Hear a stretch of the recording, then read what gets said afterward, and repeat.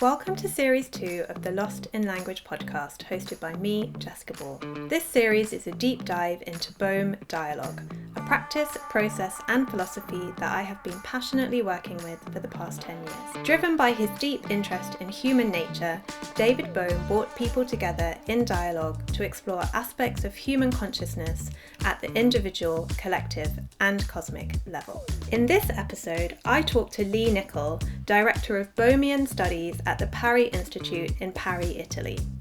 As a freelance writer and editor, his latest works are Entering Bohm's Holoflux and, as editor, Holoflux Codex. He was a long-time friend and collaborator of David Bohm and is editor of Bohm's On Dialogue, The Essential David Bohm, and On Creativity. Lee shares how Bohm's early life and the insights he was able to come to in physics provided a context for the importance of the body in a dialogue, as well as the relationship between the multiple bodies of the individual, collective, and cosmos from Bohm's perspective. I hope you enjoy the episode. So welcome, Lee. Thank you very much for taking the time to take part in this conversation for the Lost in Language podcast and this series where we're doing a deep dive into David Bohm and elements and aspects of process and practice and philosophy of dialogue. And so I'm very excited and intrigued to be here with you and exploring, I guess, predominantly the role of the body in a dialogue practice. But of course, we may go in other directions. But before we talk specifically about the body and dialogue, I would just like to take an opportunity to invite you to share a little bit about your experience and journey with David Bohm, and whether that's specifically dialogue or other aspects of his work. I'll leave that up to you. Well, thank you, Jessica. I'm really happy to be with you today. So being with Bohm was a huge learning curve. I think the first thing and really the main thing I would say about David is what a gentle and kind and open and unassuming person he was. It's easy with someone of his repute to sort of attribute certain characteristics or certain attitudes and so on. And David was completely without guile, completely without attitude with regard to the things he had established in his work and his reputation and so on and so forth. So that made being with him very, very easy. I think his biggest interest, above and beyond physics, which is, of course, what he's most widely known for, but my impression is that his deepest interest was in understanding human nature and human consciousness. And he would talk in great depth with anyone who was interested in that. They didn't have to be someone important or famous like him. But anyone that would engage with him, even remotely at his level, he was interested to do that. So I kind of fell into that category of a nobody. I just happened to have the good fortune of living in a compound that he shared for 2 or 3 months every year. And this was in California. And we would meet and talk. We would meet during meals. We would have times after meals. This went on for over 10 years. Many, many, many hundreds of hours of, really focused in-depth time with him to try to probe and open up what he was talking about. And it was a great shock and a loss when he died in 1992. But I'm forever grateful for his generosity and the time that he was willing to give as I said, to anyone who was interested that happened to be in the right circumstances, the time he was willing to give um, to attempt to understand how we're put together and what a human being really is. So that's kind of a short version of meeting David Bohm. Thank you. And I really love that you focused on those elements of him and his character of being gentle and kind and generous, because I think that really speaks to being in a dialogue where we acknowledge that there is no hierarchy and that everyone is of equal value and has some value to offer to the group. And I think that that sort of spirit still flows through, I think, when I am in dialogue with people, that we're all here together and to inquire together and to listen to one another deeply and like share this kind of sense of participatory consciousness. And maybe that's a place that we could start, because I think when I have been in dialogue, there is this sense of a shift or a change or a transformation in the energy of the group that feels like a kind of enveloping of our energy together, that we've created this different kind of being together, that perhaps I would attribute the phrase participatory consciousness to. And I was wondering if that's something that you could speak a bit to as a starting point, maybe. Of course. Well, at the very least, we could say that Bohm talked about two kinds of participatory consciousness. There's a participatory consciousness that we're always in. And that's what he referred to as thought as a system. And we're in that participatory consciousness in a kind of mechanical, unreflective way. We participate just willy-nilly. As the wind blows, that's where we go, even though we attribute it to our own intentions and so on. It's this tremendous collective force and energy and consciousness that we are born into and can't help but be carried by that. So that's a kind of unconscious participatory consciousness. And very important to keep that in mind when we're discussing Bohm and his worldviews and where dialogue fits in that. He often cited Hitler or people going nuts in sports stadiums as examples of participatory consciousness. But that's a kind of unconscious participatory consciousness. And I think what you were alluding to, and what, of course, he was trying to open up the door to, is a different kind of participatory consciousness. So, what could we briefly say about that? It has to do very much with his total worldview, that is, of wholeness. And along with wholeness, we could also talk about an organismic perspective, that everything, the entire cosmos in a Bohmian view, is a kind of organism. Or we could say organismic, maybe to be more precise. So how do we currently participate in that vast organism, that vast organismic reality, which is the cosmos?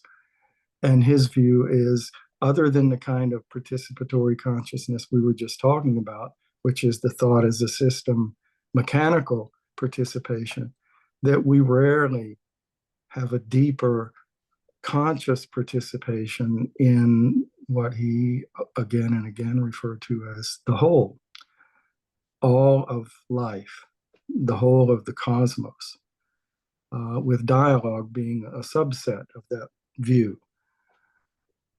So how can we do that? What would be involved in shifting from an unconscious, mechanical participatory consciousness into a kind of vivid, awake, directly participatory consciousness in the whole, in all of the cosmos. So those two kinds of participatory consciousness help us get, a good feeling for what Bohm was intending with dialogue. Mm. And I think what's interesting for me in kind of some of my research is around this mechanistic worldview, because I'm also interested in how language kind of reinforces that worldview. And within some of my research, there's very clear that people have this sense of a story of separation that was created by Western science and Western religion, separating humans from nature and creating this very reductionist way of looking at things down to their smallest parts. And we could look at that as the fragmentation maybe that David Bohm talks about, that we've fragmented everything into these separate parts and we've lost sight of a whole, a cohesive whole. And that now it feels like there's this kind of longing and shift back towards bringing everything together again in this wholeness, in this coherence and cohesion. And that maybe that's this kind of regenerative culture we're seeing bubbling up in pockets around the world of like, how do we regenerate back to the whole? So I guess, what do I want to ask you now? In terms of, I suppose this leads us then, we could say maybe a big jump, but to the body, because part of that separation of humans from nature is also the separation of ourselves with our own bodies, because our body is our direct experience of nature, our like phenomenological sensory experience of the world around us and how we're part. I mean, and I know a lot of people are troubled by the word nature because they think that in itself separates us from nature, it makes us other. But when I use the word nature, I include humans within all of that. So we are all part of the whole, we are nature as well. But that by becoming slightly disembodied or creating that internal hierarchy of mind over emotion and body, we're sort of separating ourselves from this natural bodily intelligence available to us, that it also is an intelligence connected to the intelligence of this earth that we have come from. So I know that you think that body is often overlooked in dialogue. So shall we talk a little bit about the role of body in a dialogue practice for enabling us to feel part, I guess, of this other type of participatory consciousness? Right. Well, probably it's helpful in the beginning, again, to kind of have a frame, which in the end, we would want to dissolve that frame. But we can start with a frame, which is that we can look at what Bohm is talking about in three levels, which he elucidated directly.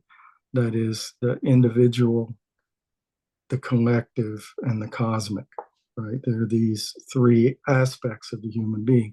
You could come at this from some other angle and have three different aspects of the human being. Not saying that what Bohm said about that is the final truth or anything, but simply to clarify what he did say. These three aspects, the individual, the collective, and the cosmic. Well, all three of those aspects, of course, manifest as bodies. There's my body. And then there's the collective body of humanity. And if we're doing dialogue, then we have the collective body of that dialogue group. And then there's the entirety of the cosmos, which is also a body. So when we talk about the body from Bohm's perspective and in the context of dialogue, it's always in this larger context of multiple bodies. And that's easy to lose sight of because it's not the way that we're used to thinking. So we may, in our conversation, come back again and again to remind ourselves that body is this very dynamic ultimately unlimited phenomenal experience.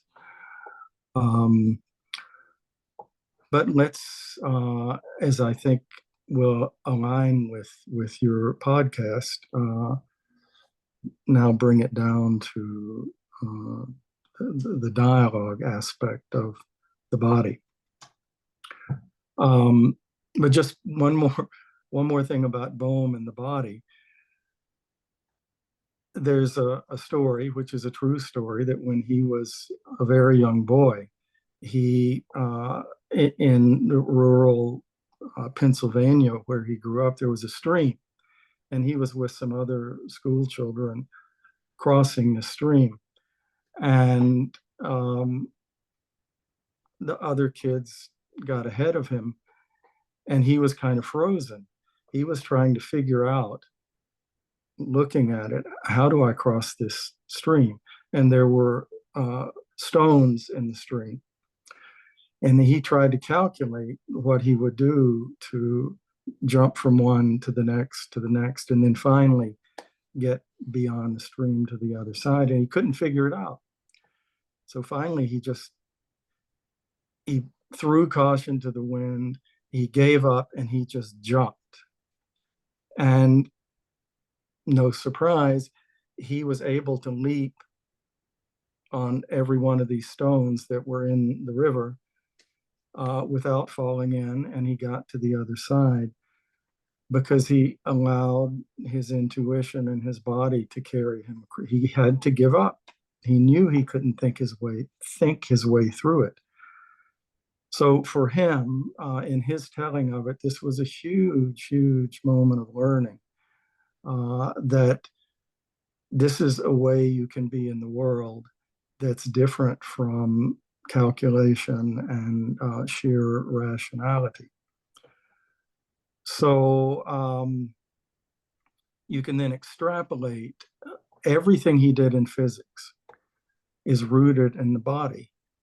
And it sounds crazy to say that, but it was his view without any doubt. He said over and over again that whatever insights he was able to come to in physics, he sensed them through his body as he was formulating them or prior to formulating them, never after he was formulating them, right? That his body was always sensing what insight he might be coming to, whether it's implicate order, explicate order, enfolding universe, unfolding, all of that was done. Of course, his intellect was involved, but equally fundamental was his body in sensing his way into these kinds of understandings, which tells us something about dialogue. That dialogue, from a Bohmian perspective, is never an intellectual only endeavor. It does involve thinking, perceiving, sensing, but the body is fundamental, just as it was for Bohm understanding physics. He carried that over into dialogue. You really can't begin to do Bohmian dialogue if you're not experimenting with how your body's responding to what's happening. And we're often so used to thinking things through, right? We parse and separate and categorize and strategize, and we'll find ourselves doing that in a dialogue. It's part of how it works. It's part of how we are. But if sensing at a deeper level, or at least a correlate level through the body, isn't also brought in and indicated by the facilitator and constantly referred to as the dialogue is in process by the group members themselves, then you may be doing some kind of dialogue, but you're not doing Bohmian dialogue. Mm. So that sort of gives us a context for why the body is so important in Bohmian dialogue. It's a part of why, because that was how Bohm dealt with understanding anything throughout his life. And so naturally he imported that into his dialogue approach. Now, there are many further things we could go to about the body and dialogue, but maybe you would have some thoughts about what I've just described, or some suggestions about where we could go next about the body in the context of dialogue. Yeah, I think for me, I kind of came to viewing the body in the dialogue practice and process, I guess, through my interest in emotions. Um, so I guess that's like, maybe another way is like our emotions land in our body, and we interpret them. It's maybe slightly different from sensing. I'm not sure. But for me, when I was, because the same time that I discovered David Bohm's work and dialogue was when I was researching a master's and looking at this kind of theory of emotional sustainability as an agent for change, that was kind of rooted in the principles of dialogue and creativity as like this force, for change or transformation. And so, as someone who has always been very creative and very in their emotions, very sensitive, and someone that's had sensitivity, I suppose, sometimes um, being seen as not particularly a good thing, right? Like, oh, you're too emotional or you're too sensitive. It's sort of a pushback, I guess, a rebellion of sorts, or a reframing of the value of emotion. So I think it came from my own experience of trying not to be governed by my emotions, but to really understand them, and in a way that they became another source of intelligence for me. So it was a very personal, I think, journey of of understanding myself through my emotions and feelings. And I found it really helpful when I discovered, and I'm going to forget his name now, I think Antonio Damaso's work on emotions, where he differentiates between emotions and feelings, and emotions being these physiological, like fleeting things that we feel in our body, and feelings being kind of longer and perhaps more private and lingering. And I would say then sort of connecting more to our thoughts. And I found that really helpful because as I began to do things like yoga practice and mindfulness and really feel into my body in a more kind of integrated way, I began to really feel those emotions in this really distinct physiological way. Like when I heard something, or if someone says something, it lands like in my body. Not always in a pleasant way as well. So it becomes harder, I think, to navigate the world the more sensitive you become to your body. And I think that may be one reason why some people don't want to open up their bodies as these kind of sensitive sensing instruments to the world, because there is a lot that causes us suffering. But I think that that's it. It's like, and now when I'm in a dialogue practice, I really, I like to bring in mindfulness for people in a dialogue before we go into the dialogue. I know Bohm wouldn't have done that, but I like people to ground and feel present and connect with their breath and try and develop some kind of bodily awareness before we begin, because I think it is really important that we acknowledge whatever we hear will land in our body before it reaches our mind or our thinking. Right. So I would concur with you that that kind of prefatory um, engagement prior to a dialogue is not something that Bohm would have done. He was queried about this fairly often, um, and he held pretty firm on that throughout. So I won't comment on that one way or the other than to affirm what you mentioned here. But this question of emotion and feeling, of course, is deeply related to the body as we would work with it in dialogue. And one piece of that is, so we have thinking and feeling from a Bohmian perspective, and then we have thought and felt. So thinking is in the present, and thought is what has been thought in the past, but still operates in the present. It's not fresh. It's like a recording. It's like a filter, right? That's thinking and thought. And the same with feeling.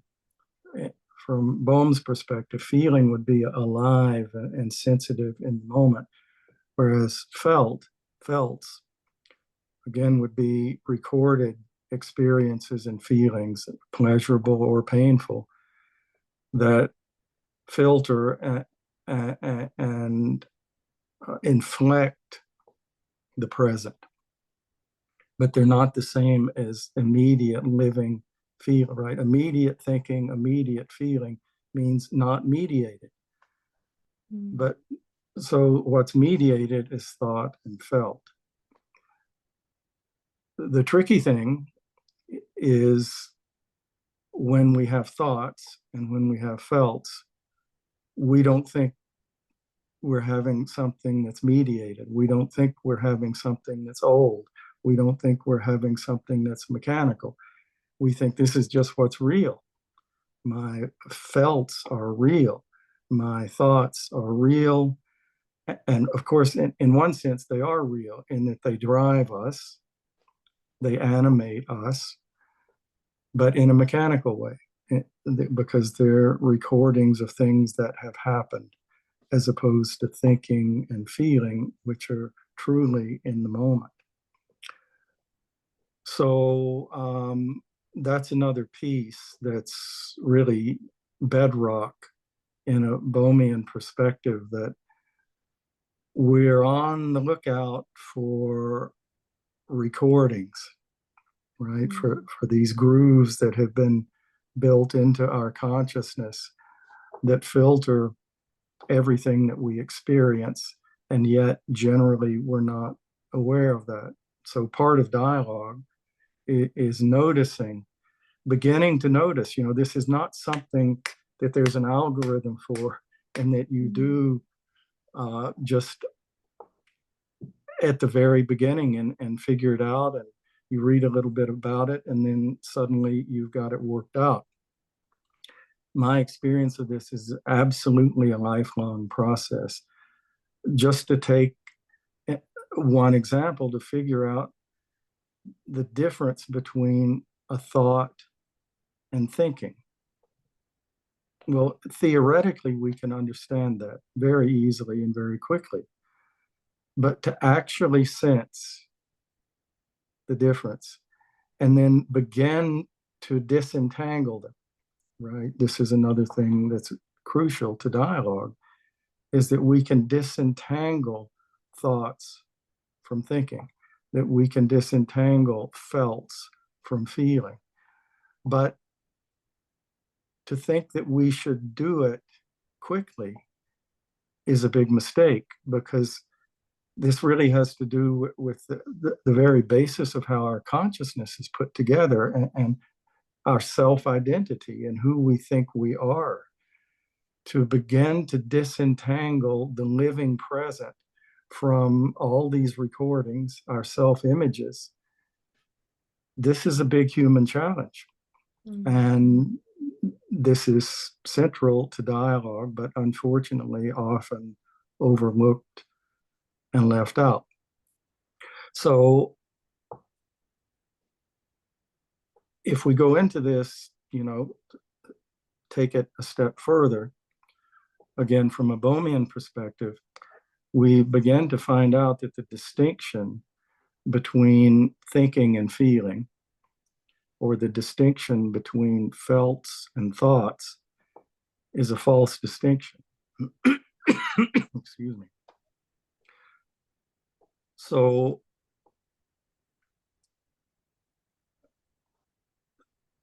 for example, if someone says to me, I know such and such a person that you know, and I think that person is really crude and coarse and unpleasant. And this is someone that, let's just say, you love that person. You hold them in very high regard. But in a dialogue, somebody really rags on this person and says terrible things about them. You'll feel in your body a charge. You'll get charged up. You'll get excited. You'll tense up. Your muscles will tense. Your face gets more tight. Your heart beats faster. So there are these sensations and feelings that start moving through your body. Or we might say felts. You have to sort that out, right? This is a living thing. But then you can also notice that enmeshed in those feelings are thoughts. So I'm feeling what we would describe as anger toward this person that's criticizing my loved one. And their thoughts with that. How dare that person say this terrible thing? They don't know this person. Who do they think they are? So those thoughts fuel the feelings. Those thoughts fuel the anger.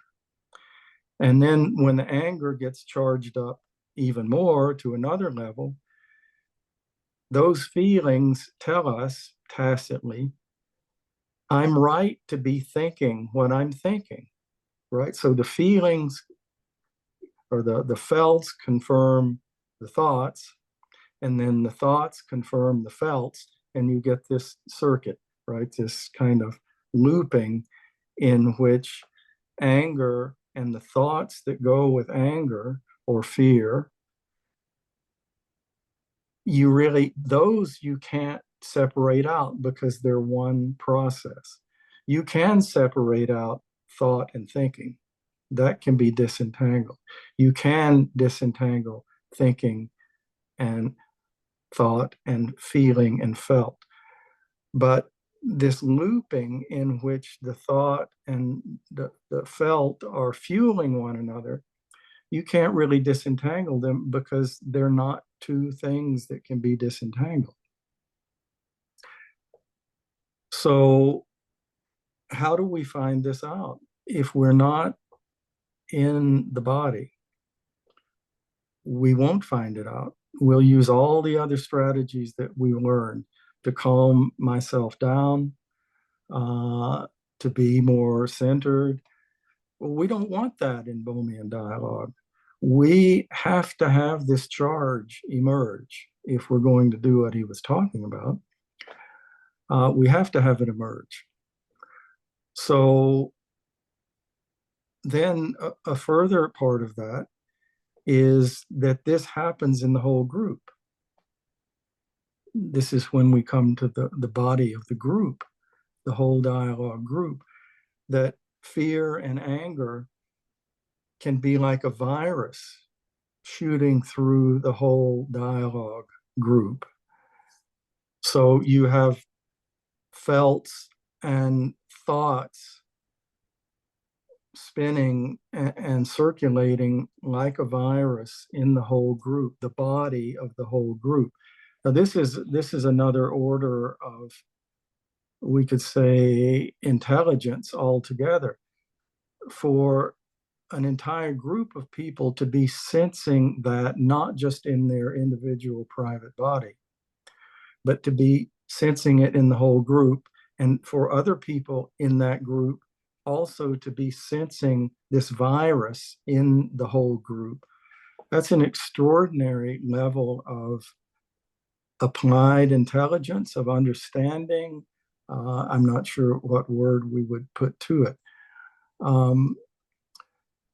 And I'm not sure we would want to say that you have to have mastered that individually before you can do it in a group. But I think you have to have a critical mass of people, of individuals who understand how this works before it can catch fire in a group. Because that intelligence can be like a virus also, right? So you have a virus in the dialogue group that keeps feeding anger and the words that are behind it, or fear and the words that are behind it. But you can also have an apprehension of that a sensing how that's working in the whole group, not just in you, but the whole group is sensing that.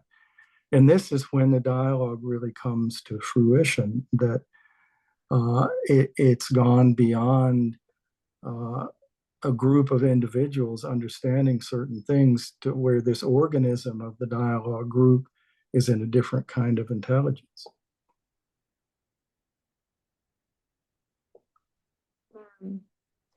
I think there is something there maybe I feel slightly different about, which is when you said that it's not possible to disentangle thoughts and thought and felt, or thoughts and feelings, because I feel that, and I suppose this is where again I might bring in another school of thought perhaps around nonviolent communication and this distinction between feelings and needs, and the language of feelings and needs, and understanding that feelings may be an expression of a met need or an unmet need. So that anger, so that one way for me of looking at that anger that I feel in response to that person saying terrible things about my loved one is to tune into the unmet need that's also fueling that anger. So not to go direct to the thought and reinforce the anger with the thought, but to understand the need, which is that my friend is respected or understood, or there's a sense of fairness or justice, some of these needs that lie in this language. So I think, I don't know what your feelings are about that, this kind of, disentangling, or because it sounds like for you it's just best to just let it play out, and then the group works with that in that sort of flow of meaning that we talk about in a dialogue. But I guess I would say that those kind of needs that are quite values based are something maybe in the secondary layer of the implicate order, where we talk, where perhaps we find our common humanity of values and emotions and feelings, and not perhaps the deepest layer, but I think Bohm talked about kind of a secondary layer. And then of course, like the explicate order is just the unfolding of what's happening in those relationships and those people in that room, in that dialogue. I don't know if that makes sense. Right. And from my perspective, I would respect that. But I think from a Bohmian perspective, that's what you're describing is something a bit different. My experience and understanding from David was that we're not trying to meet people's needs in a dialogue, right? Mm-hmm. Then you can very easily tip over into what would you say? Well, it all can easily become very psychological at that point. And that's not what he was aiming for.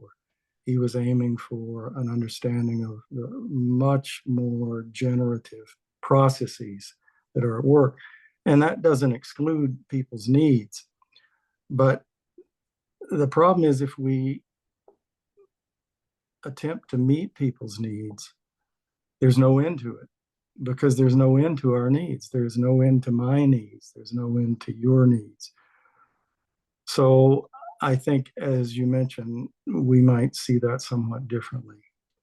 So I guess we've covered, we've been talking about body and this experience of the body and this understanding of the difference between thinking and thought and feelings and felt in the dialogue practice. And we've talked about participatory consciousness and thought as a system. So I don't know where we might go next. I have a question around, I guess, wholeness and nature and movement, or you might say the hollow flux, I think.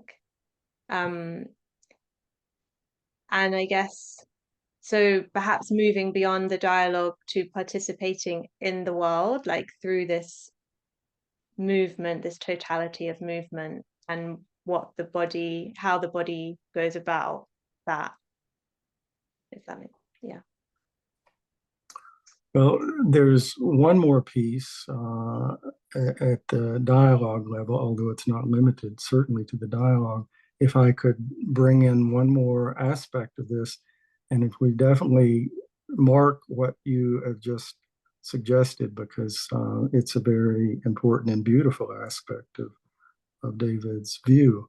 But may I continue with one other piece? Of course. Okay. We could call it the open secret.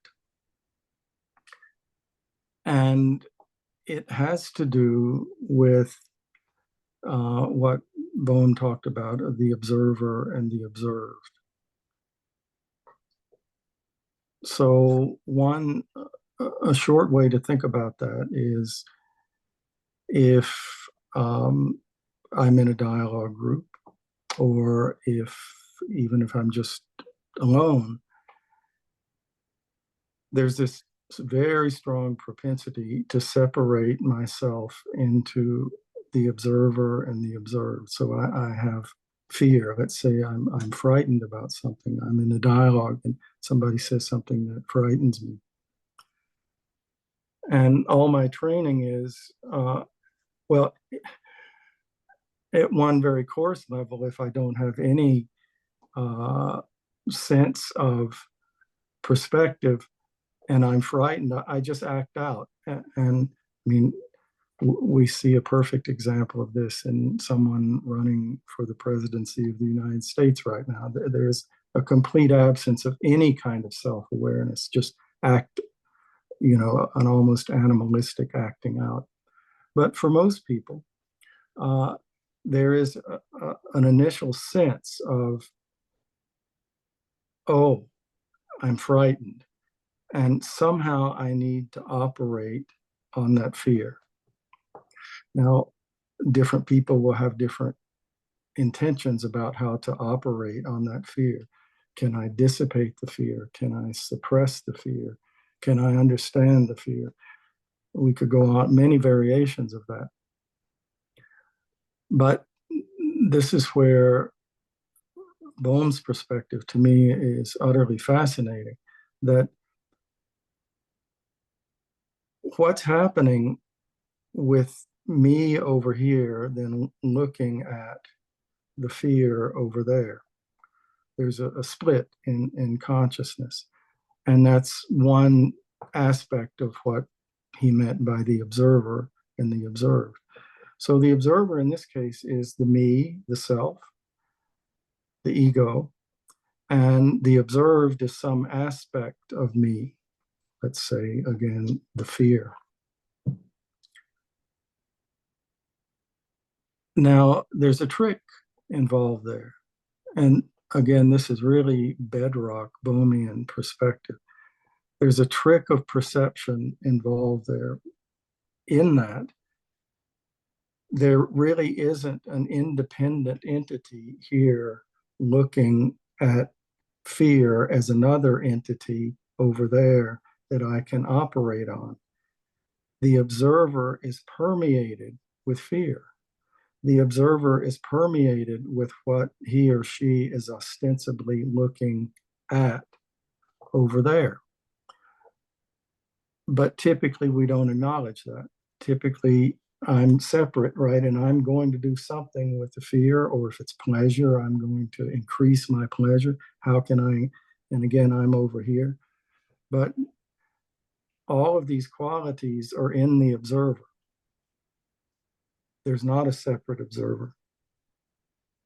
That's the distinction between the observer and the observed that Bohm talked about. Well, so then what do we do?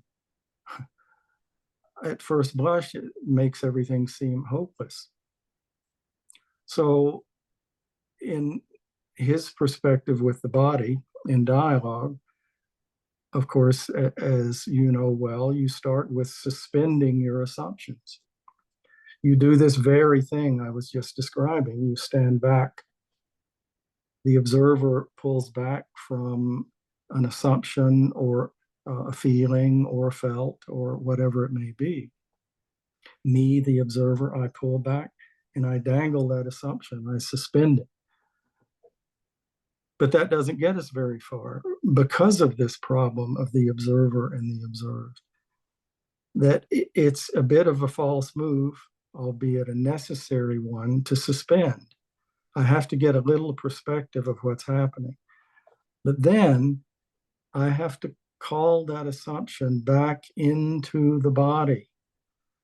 If I don't bring it into the body, I have a strong propensity to perpetuate this false idea that I'm separate from the fear, that the fear, the anger, any of that, the pleasure, it doesn't matter where on the spectrum we go. If I bring it back into the body and experience fully the fear, this is where proprioception comes in.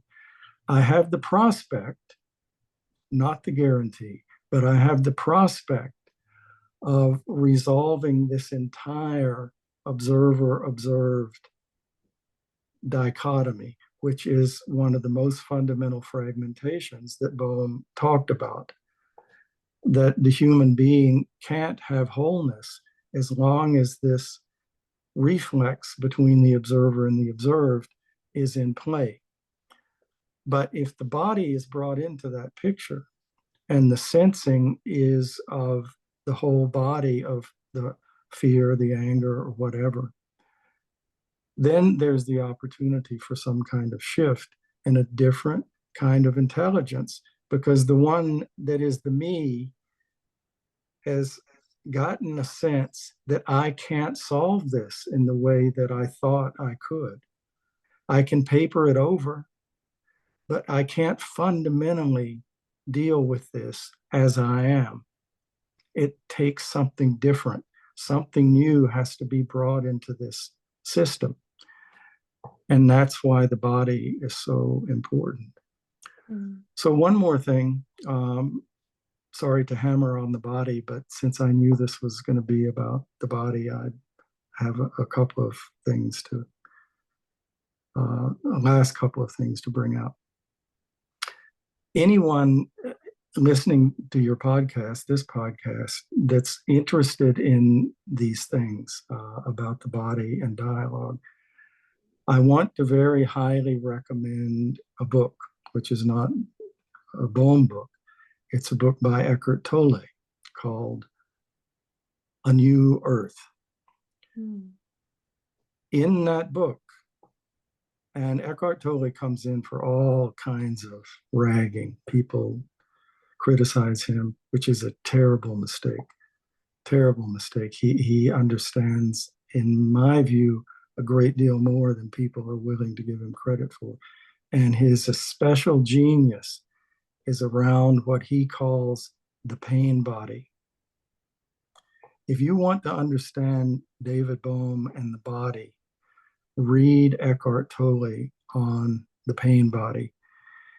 Tolle has this brilliant way of making exactly what Bohm was talking about, very direct, very concrete, very unequivocal, directly experiential in a way that you don't easily forget.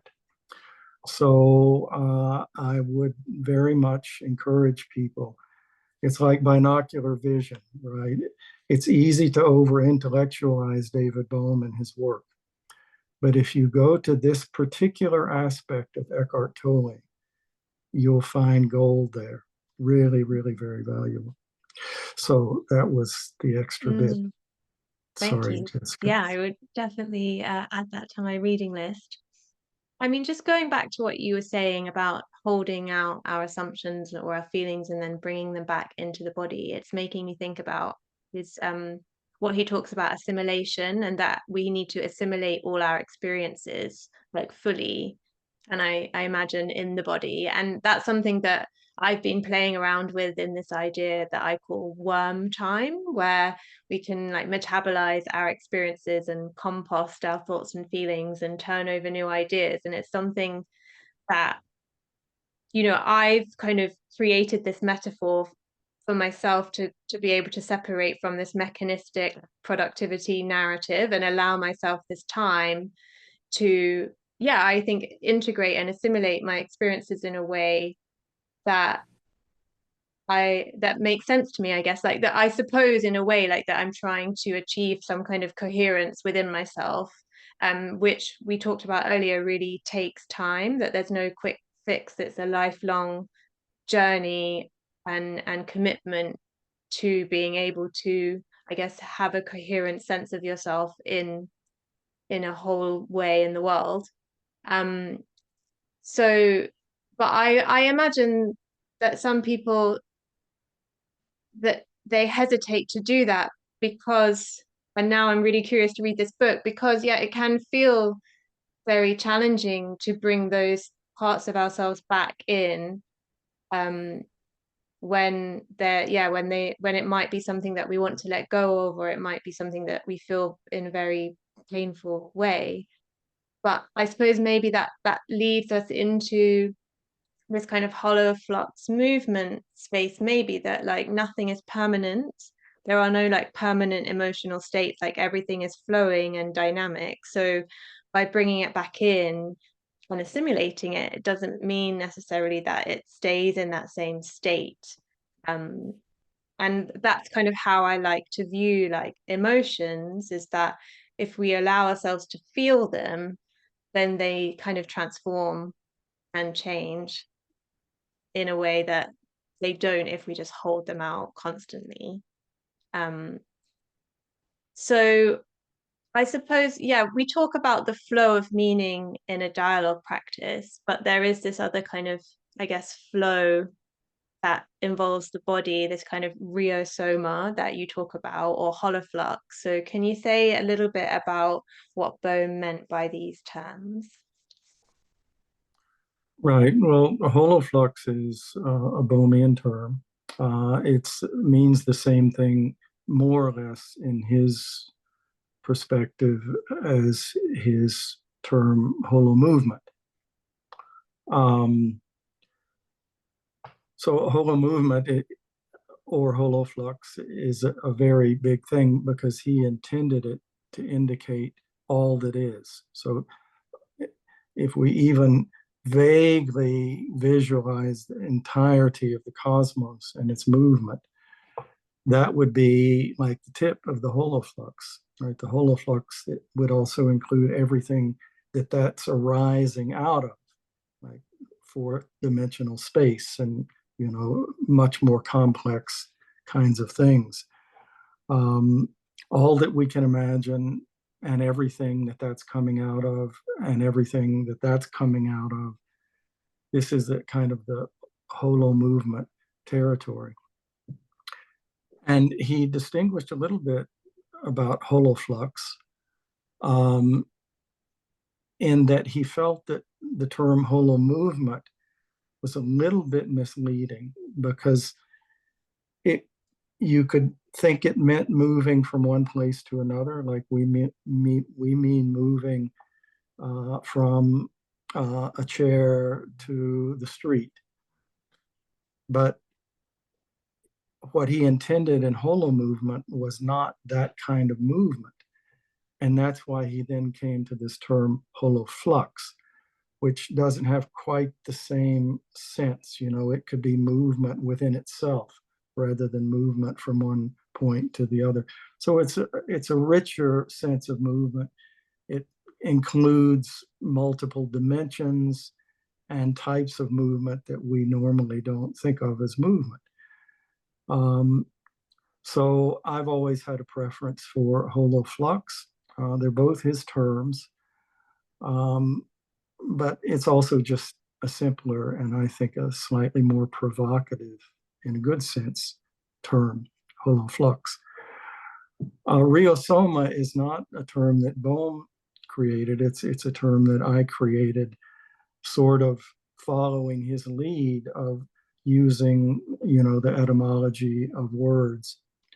So that rheosoma means flowing body. And partly through working in dialogue, but also outside of dialogue, just working individually for decades with the things that Bohm attempted to point out. It was only maybe 5 years ago that I felt it was worth really pushing into new realms of experimentation with the body. And the way that started, I was actually sitting on a sofa looking out the window, and there were clouds, and the clouds were slowly moving. And I felt that inwardly. I felt the movement of the clouds inwardly. And I think I probably had those kinds of experiences before, but this was particularly acute and particularly potent. And I wondered, why is this happening with the kind of clarity and potency that it is?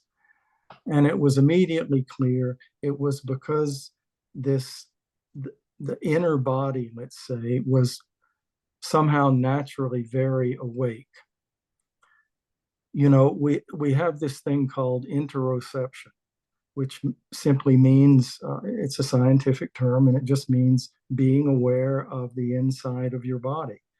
There are all kinds of disciplines in physical therapy and so on to help people to increase or enliven interoception, because it's very well documented that culturally we're losing the sense of interoception. We're losing the sensitivity to the inner movement of our own bodies. And this has all kinds of really very negative implications. And it's been recognized in many fields, and there are various strategies, all of which I support, for bringing this back to life, this inner sense of the inner life physically of the body. We're not talking about some spiritual thing here. We're just talking about the physics of the body, the life of the body itself, and sensing it in an ongoing and alert way. So with this rheosoma, I realized this is probably where to begin. It's closer than close. It's right here. It's with us. It is us, this inner body. So to enliven that and to feel it, to sense the blood flowing, to sense the electrical charges, it's really not very difficult to do these things. You simply have to have a desire to do it. So just to fill out that picture, when you have that liveliness in the body, with that liveliness, that which is all movement, all of that liveliness is movement. Through that lively movement that is the body, you then sense a tree, which is also moving. It may be moving in the wind, but if it's not moving in the wind, it's much more slowly moving within itself, just like your body is moving within itself.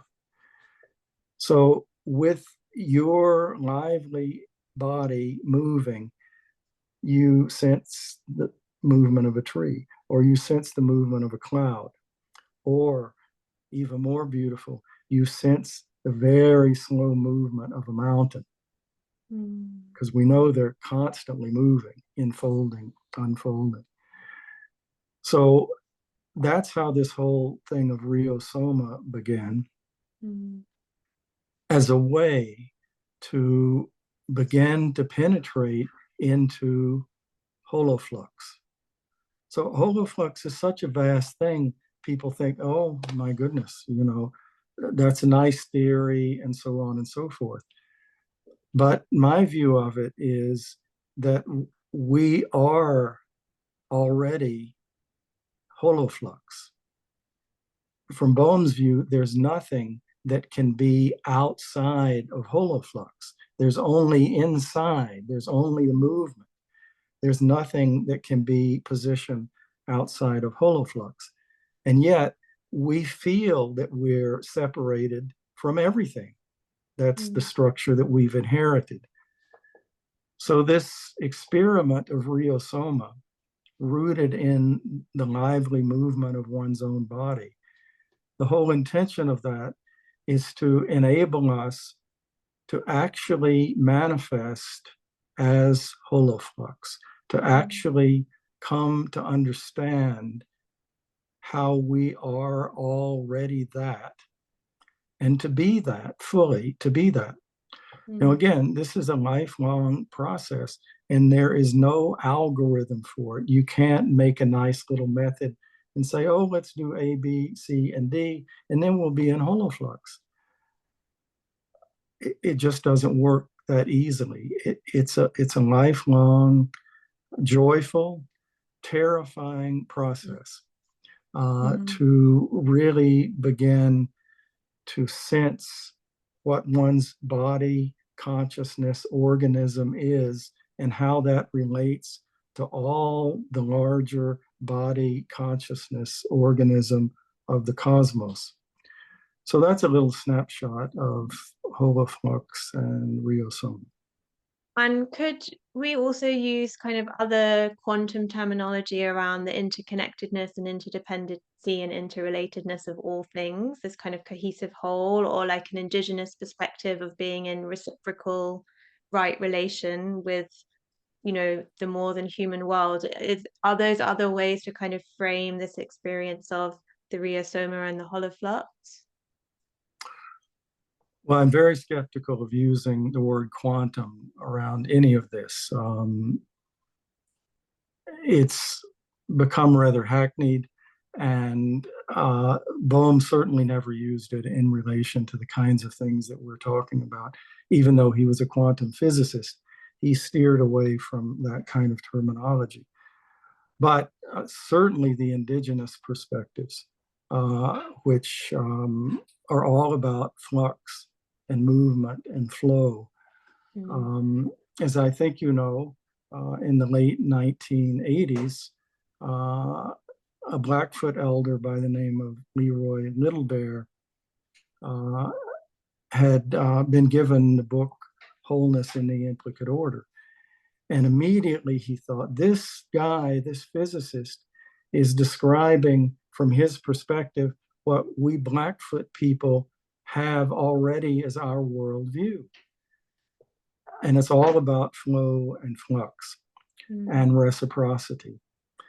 And so he was able, through a mutual friend, David Peat, to contact David Bohm, and they had a number of discussions. And then we had a big group dialogue of Western physicists, other scientists, educators, and elders from a number of different tribal cultures in a big dialogue. This was the year, unfortunately, that David Bohm died. So there was only one of those dialogues with him in it. But the whole thing was predicated on this tremendous overlap and resonance between Bohm's view of holoflux, implicate, explicate order, Rio mode, which was a kind of language he experimented with, a resonance, deep resonance with, in Leroy's case, the Blackfoot worldview, but we now know, of course, that's the case with Navajo, Lakota. You can go on and on with many different tribal cultures where this implicate order view is deeply, deeply resonant. And it comes back to a point you raised earlier about language and how the kind of language that we use can keep us fixed in certain ways of experiencing the world, not just viewing it, but experiencing it. And so shifting the languages that we use Not that I would go off and learn Blackfoot, because if I were to do that, I would really just be superimposing Blackfoot onto my fragmented English. So as English speakers or French speakers or Spanish speakers or Chinese speakers, what we would want to do is to tinker with the language that we already have and see if that can become less subject-object oriented, less fragmented in its reflexive presentation, and at least get the flavor of something that has more flux and flow and movement in it.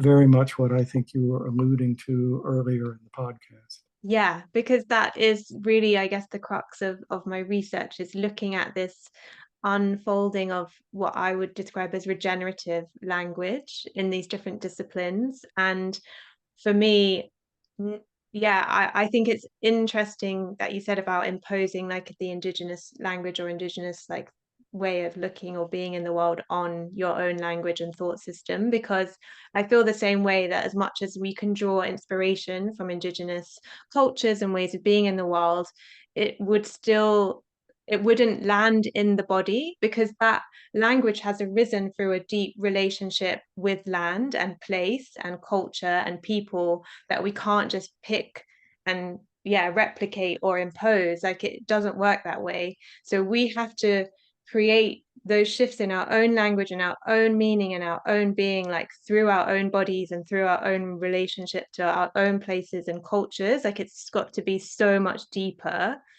And so, what I'm interested in is using, I guess, a lot of metaphor that I see present in this kind of emergent space of regenerative language, and playing with that in a creative way that people can create their own kind of meaning around, well, what do we mean by weaving or ripples or dance or composting? There's these quite powerful metaphors within this space that are linking us back to nature in a way that is transforming, I think, the way that we think and relate with each other and with ourselves and with the world. And that for me is really exciting. And I wanted to ask you actually if you've come across the eco-cycle model, which is like an infinity symbol.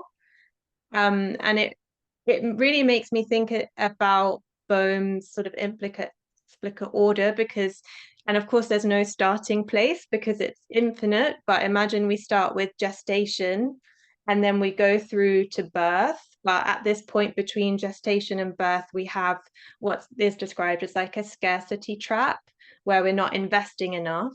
And then we move through to maturity and then creative destruction. And then often they describe that space between maturity and creative destruction as a rigidity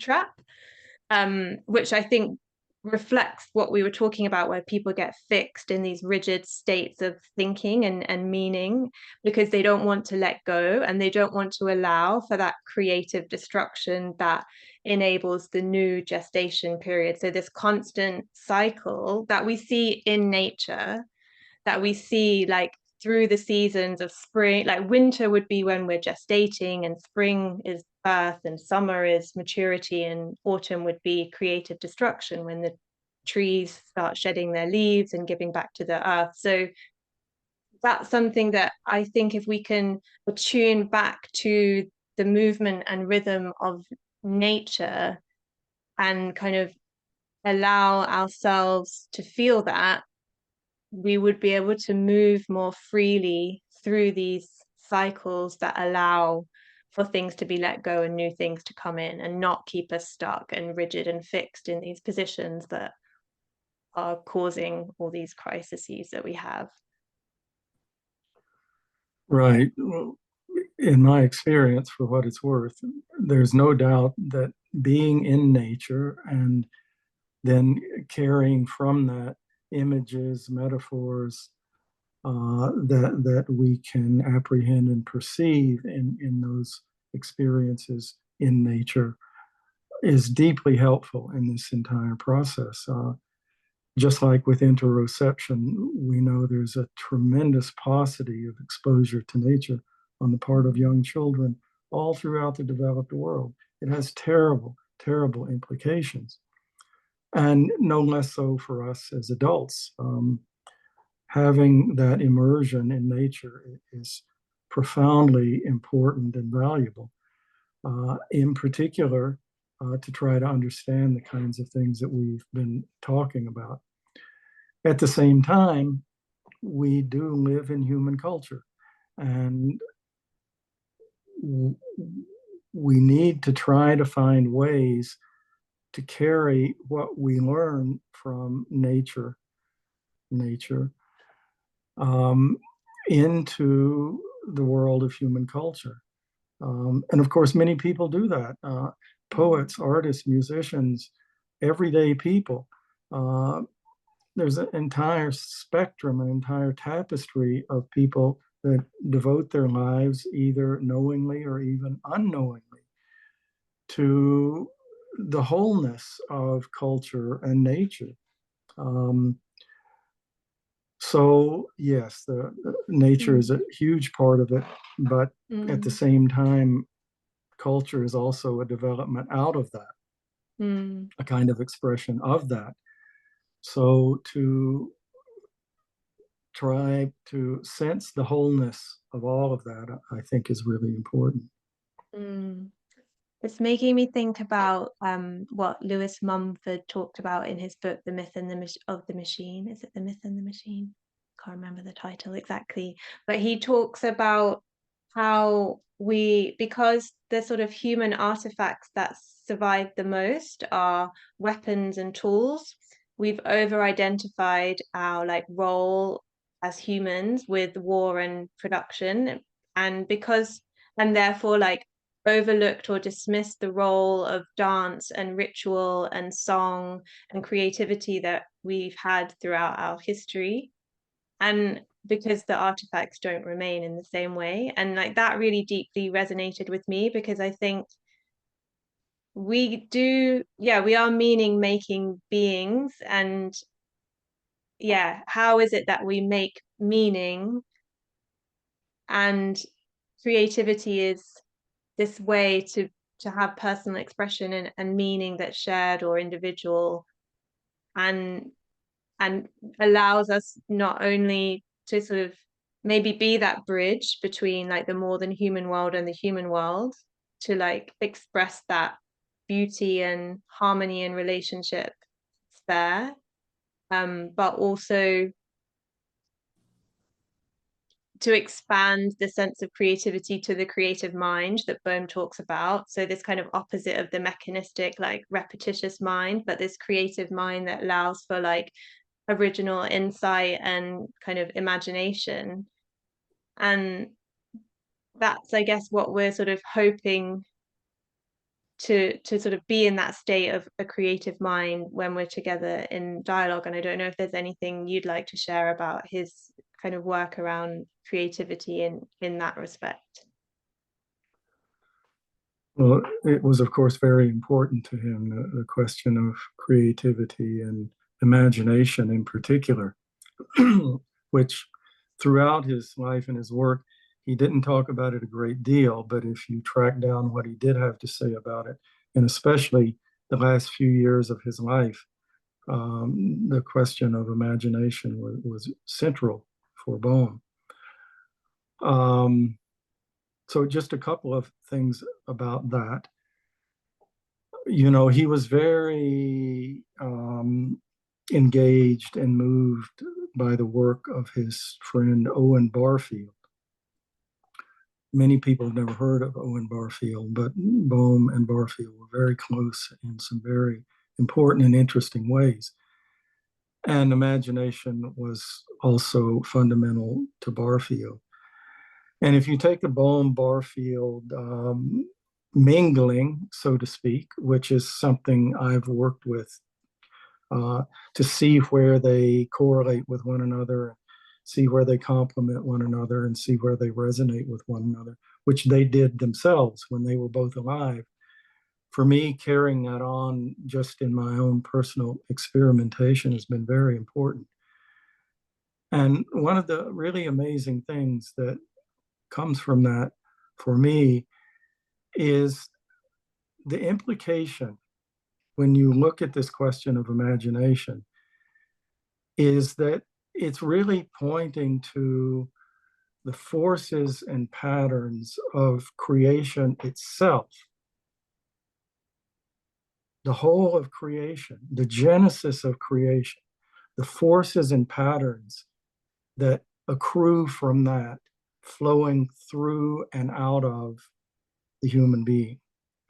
It's not some little partition over here where we have human creativity, but it's the entirety of the creation of the cosmos manifesting through the human being. This is what both of these men really meant by imagination. And it sounds rather astonishing and preposterous, but it's actually very, very real. But as we were saying before, it's both joyful and terrifying.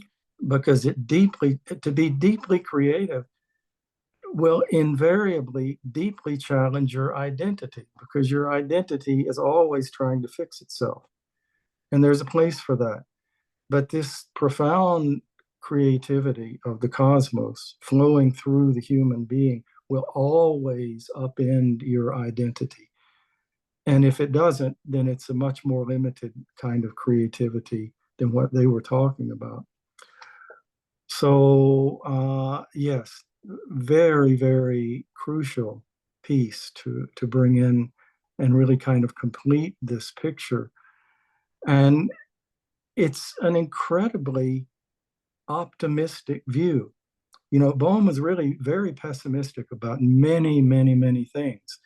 I tend to share that pessimism, that things are going to get worse before they get better, that there are so many factors conspiring right now to chaos in human culture. And seeing a way beyond that, it looks difficult. It looks very hard for that to happen. And so there's a lot of a sense of negativity around that. And at the same time, this prospect that any given human being, you, me, a third person, a fourth person, anyone who's interested in all the things that we've been talking about today, could actually find themselves in the position of manifesting the very origin of the cosmos. To me, it's a very positive, holistic view of the human potential. And it's really that has kept me going with all of this experimentation and all of this work, even when it feels like the human race is going down the tubes. It's a little coining a phrase at this point, but I really do think there is infinite potential in this capacity of the human imagination that Bohm and Barfield set forth for us to consider. Yeah, I would like to hold on to that glimmer of optimism and hope in the human imagination and the potential of humans to manifest the cosmos, because it does feel overwhelmingly sad at times to be in this present moment in human history. And I'm sure many humans have felt that in the past. But I think, yeah, for me, creativity is a real glimmer of hope and light to hold on to. And it's funny because I have a quote next to me by Rick Rubin from his book The Creative Act, and he talks about ideas and this great unfolding of ideas and thoughts and themes and songs and other works of art that exist in the ether and ripen on schedule, ready to find expression in the physical world. And he talks as artists as having the most sensitive antenna to draw in energy resonating at a particular moment, and that many great artists first develop sensitive antenna not to create art, but to protect themselves. They have to protect themselves because everything hurts more and they feel everything more deeply. And that really speaks to me of this kind of role of the body and creativity and dialogue and sensing into the world and being open to the world fully is that we do invite everything in. And like we talked about, bringing that back into the body can be very painful. But then I guess through creativity, hopefully we can transform it into something else that can give us a sense of hope and optimism for the potential of humans and human imagination. So I would say, yeah, if we can all become sensitive, like sensitive antenna in our bodies, we might light the path forward, hopefully. Right. Well, I'm a huge fan of Rick Rubin as a producer. I'm wary of this age-old view that artists are more sensitive than the typical human being. In a way, it's obviously true. But to repeat that and to buy into that too strongly, it actually negates what we're trying to do here. I'm not an artist, but I think I have a certain kind of sensitivity that a lot of artists have. And I know many people that are just the same, that are not artists. I think everybody has this capacity. And I think you were alluding to that. So just a word of caution around that. I Yeah, think we all have this capacity. I fully agree. I think this is the trouble with labels because as someone who is very creative, I don't wear the label of artist as much as I secretly wish I could. But I truly, deeply believe that everyone is creative. That's like an inherent, natural characteristic of what it means to be human, is to be creative in the same way that like nature is creative. And so, yeah, I don't limit that to people that call themselves artists. I extend that to everyone. Definitely. Yeah. So I think maybe now is the time to draw our conversation to a close. So I just invite you to share maybe anything that we haven't said that you feel is necessary, or anything else you might like to share before we end. We've covered a lot. And of course, we could go on. There's not anything immediately coming to mind other than I don't know exactly how to put this. Just some sense of encouragement that the challenges that we're looking at right now in the human world are great. The challenges are huge. We've had even bigger ones, I think, in the past. It's not like this is as bad as it's ever been. But the potential difficulties are very, very considerable.